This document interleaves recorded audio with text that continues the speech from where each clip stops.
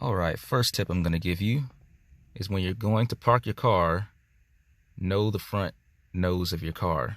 When I say that, I mean know how long your nose is, or how can I explain this?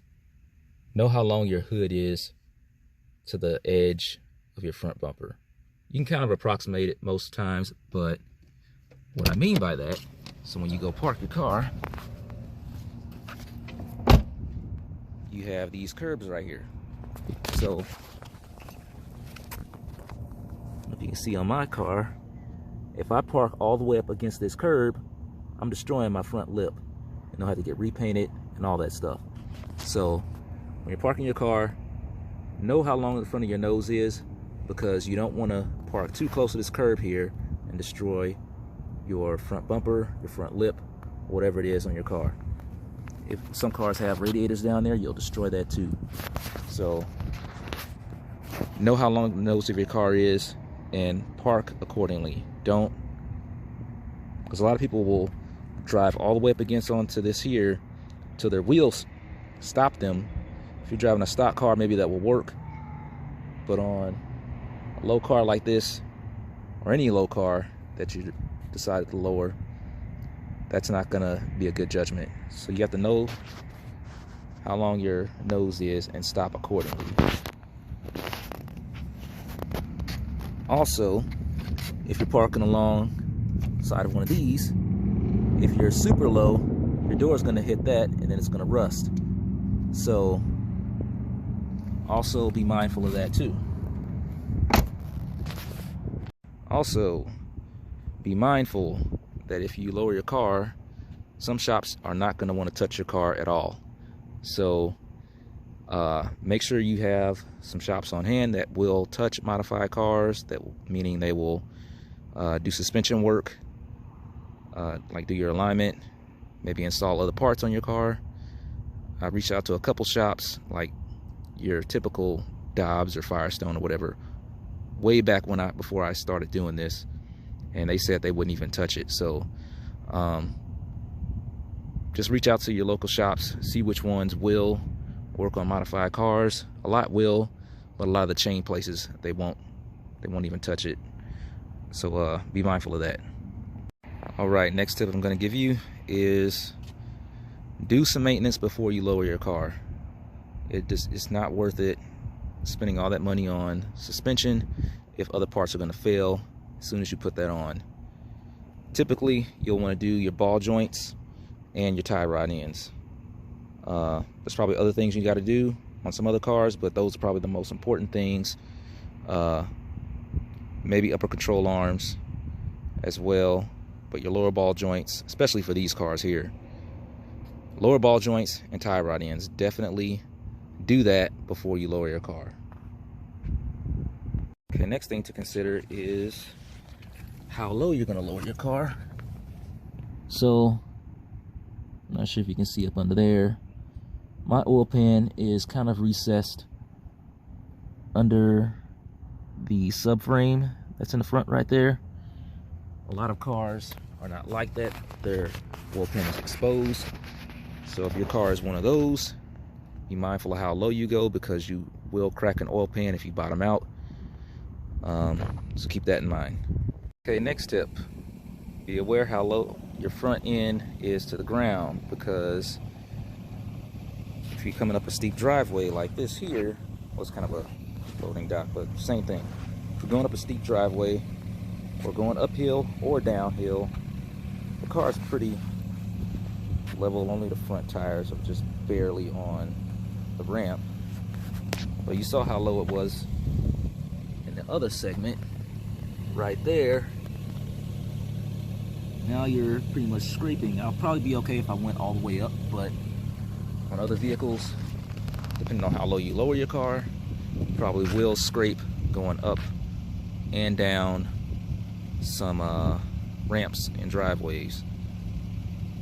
So let me turn the car around and show you what it looks like from the other side.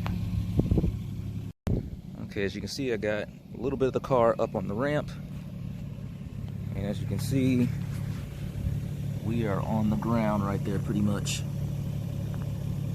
So yeah, different elevations will pitch your suspension a little bit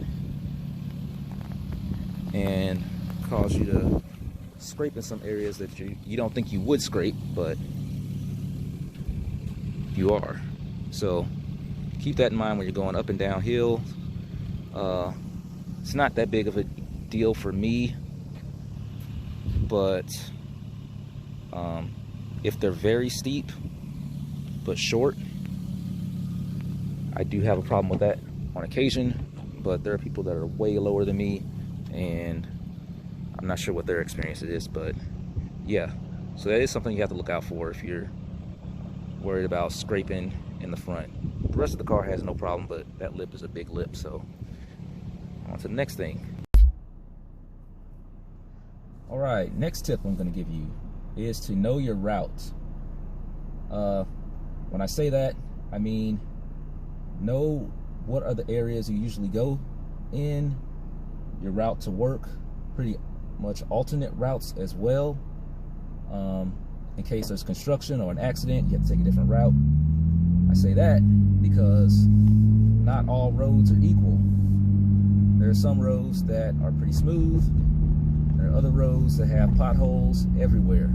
So know all possible routes, kind of get a feel for the road so you know whether or not, if it has potholes, because the worst thing you can do is go on a road you've never been on before and it's just riddled with potholes. It's not always the case, but you will come across that eventually. You have to take a different route, maybe like a side street or somewhere to get someplace, and there's just potholes everywhere. So that's one thing I would probably mention, is to kind of know your route before you decide to go. Like, if you know if you only frequent certain parts of town and the road's pretty smooth, then you're probably pretty good.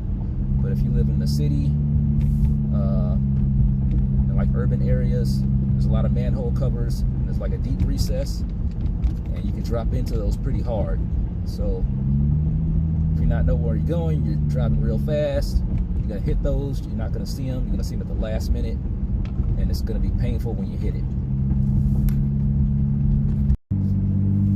Next tip, make sure you know how your car handles before you start driving crazy in traffic, I guess. I'm not sure if there's a lot of people that do that, especially if you're like stanced out, but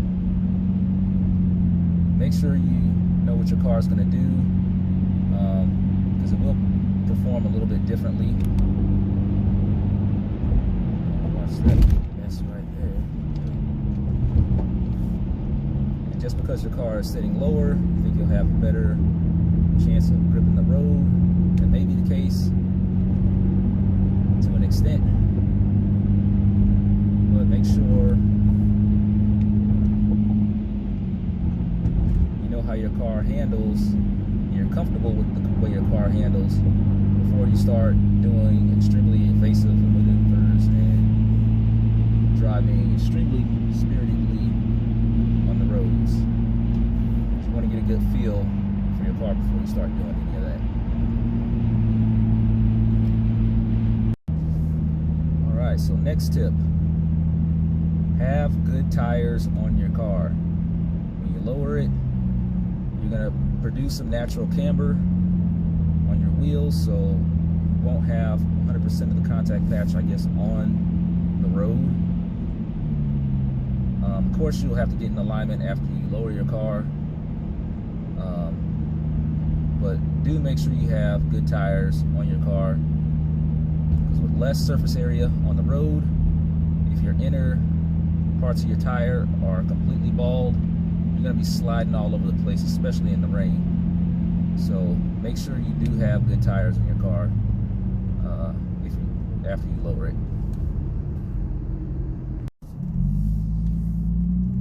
Alright, next tip I'll give is, when you're in a parking lot, do not just speed blindly through the parking lot, especially at night. Some of these parking lots have potholes in them, and you won't see them. You'll just feel a big bang, and it's not pleasant at all, trust me. So when you're in the parking lot, Keep your lights on. Drive through like a sane person. And don't just fly through it.